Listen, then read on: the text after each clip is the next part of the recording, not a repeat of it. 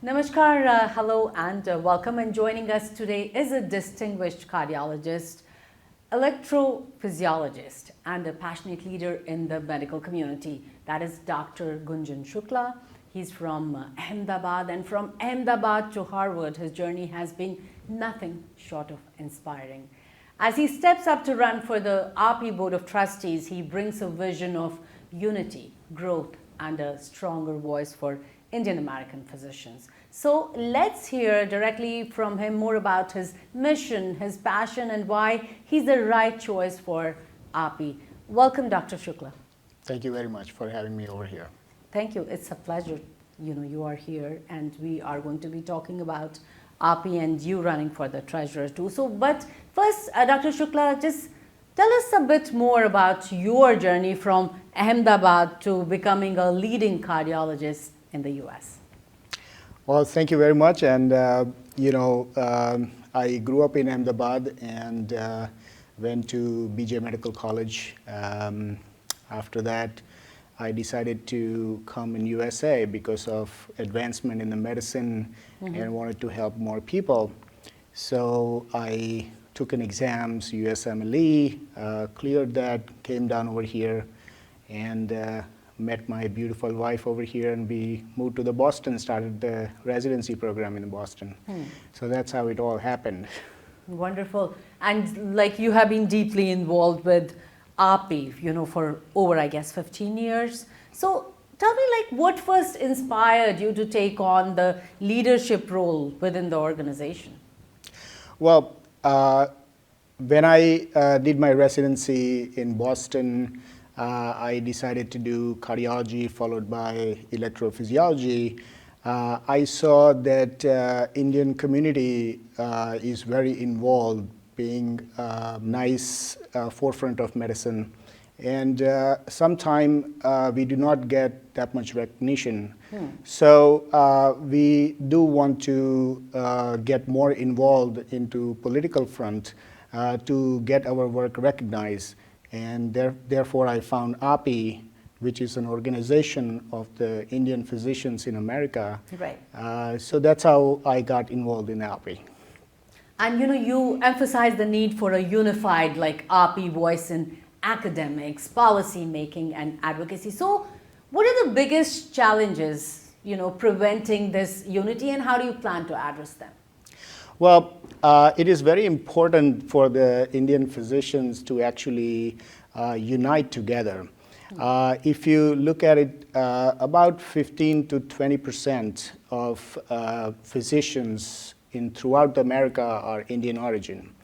So that kind of strength should be coming with an equally powerful voice in academics, into policy making, in advocacy, and guideline development, and all fronts. However, without unity, this power is not going to come. So we do have to unite behind one name, and that way our collective strength will demonstrate our power in all of those fronts for the greater good. Also, we should be global leaders in education as well as cross-border collaborations. And with the Indian physicians making up such a significant portion of the US healthcare workforce, so how can RP leverage this strength to influence national health policies? So, so far, API is the only organization represents Indian physicians throughout the America. And if we all get behind the API, then collectively we can have few advancement. One is political advocacy. We need a lobby in Washington, D.C. We need to have a PAC in Washington, D.C. to make our voices heard.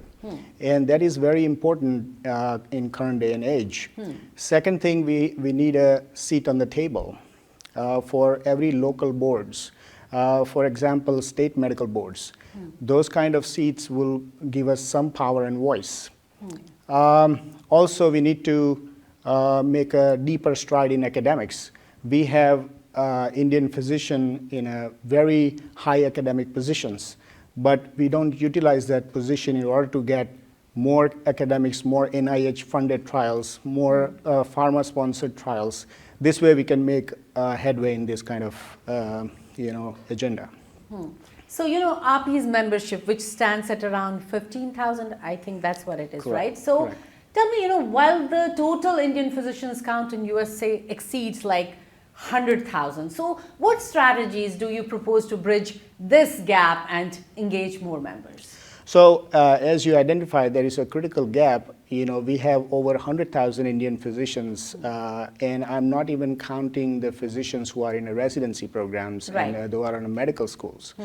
So, and out of those 100,000 physicians, we have only 15,000 to 20,000 API members. So, we have a tremendous amount of the gap to fill. How do we fill this gap? So we have to show the value to current generation that to gather together has some value. And as I said, my goals previously, if you do academics, policy making, guideline development, all of these things will create a value, and the newer generation physician will automatically join together. And your experience, it spans like financial oversight, governance, and conflict mediation within API. So how do you see the role of the Board of Trustees in strengthening like transparency and trust within the organization? That's a very important question, Pia. As you know, the Board of Trustees is really a soul of organization. They are the pulse of organization. As you know, I'm a cardiologist. Right. So first and foremost, that it's kind of managing a family. When you manage a family, first of all, you have to be responsible for all the expenses. You have to vet all expenses. So you should be a great steward for your funds. So first, you have to preserve what you have. The second most thing is the financial strength and financial stability. So what happens that if we are not financially stable, we cannot take care of our agenda, what we want to do. Therefore, we have to collect certain amount of corpus fund, up to, I would say, to start with $10 to $15 million, which creates a certain amount of income, and that income will fund day-to-day API expenses. Therefore, the president doesn't have to look for the fund constantly, which is basically a waste of time, rather than we can do political advocacy in the same time. Third thing, what I wanted to emphasize is that API has a multiple disagreement sometimes. Somebody has to be a mediator of those agreements. Conflict arises in any organization, but same thing as a family. But how we take care of the conflict, to sit down on the table, have foster transparent dialogues between the parties, and inform everybody, including general body and governing body, about all the things happening in the API. That way we can gain the trust of all the members of the API. So those are the important things I would like to achieve as a Board of Trustees. Wonderful. And since you were just talking about this political advocacy, which definitely is one of your key focus areas. So tell me, what steps should API take to establish a stronger lobbying presence in Washington, D.C.? So that is a very important question you asked, because what happens, we do have political connections. Many of the time we see photographs with dignitaries, photographs with the politicians, photographs with everybody. However, we should not end after that photograph. We should foster that relationship for more political advocacy. How do we do that? We have to gather congressmen to lobby for how can we improve the path for people from India who wants to come here and become a doctor. How can we make it easier? Okay, right now they all go through tremendous amount of the hurdles. They take the exams. After that, they have to do some internship to show their interest in USA.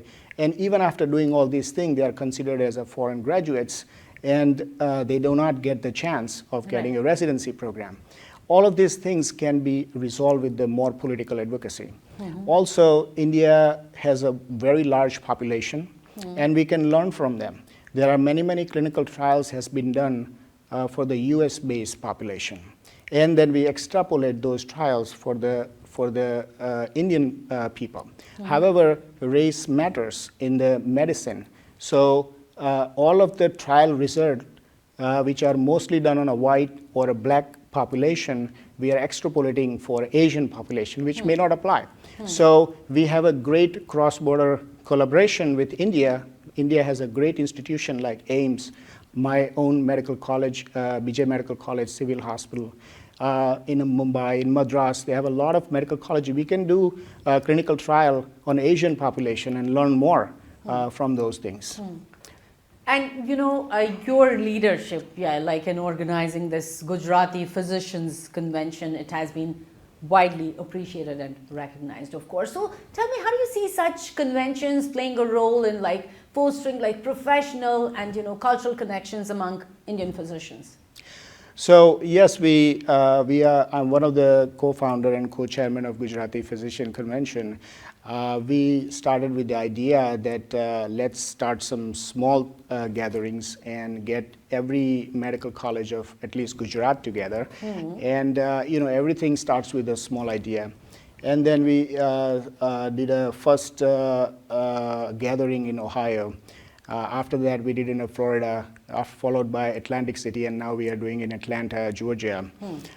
So every time we did this kind of convention, the people started gathering more and more. Now we are up to 2,000 people convention. Wow. So by collaborating with that many physicians, it creates a sense of belonging. People want to come to this convention, exchange idea, network with each other, and foster more relationships. At the same time, we do have a great cultural programs and obviously delicious food. We are all Gujarati. Right.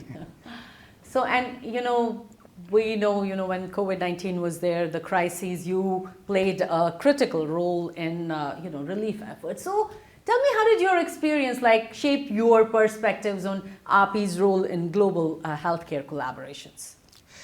Yeah, I can tell you, Pia, there was a rough time for physicians. COVID was a very new illness for us. We did not know about COVID. And we haven't seen this many people dying with one illness. Right. So COVID time, obviously, India did not have that many resources, and many people died without resources. So I was president of BJ Medical Alumni Association at the time. With our team, we gathered fund from American physicians. In a civil hospital in Ahmedabad, basically oxygen was the main thing at the time. Everybody needed oxygen because it's a respiratory illness. Right. And they relied on the oxygen tanks. And when the oxygen tank did not have any oxygen, many people did not make it. Right. So therefore, we collected the fund and we established a oxygen concentration plant, which are the standard over here. So the oxygen concentration plant takes the oxygen from the air and provides the continuous flow of the oxygen. So that way we could save lots of life. We also provided the many numbers of oxygen concentrators to the patients. But it was a very humbling experience. Wonderful. And yes, you also have highlighted the need for Indian physicians to have greater representation in organizations like AMA, FDA, and state medical boards. So tell me, what would be your strategy to achieve all this?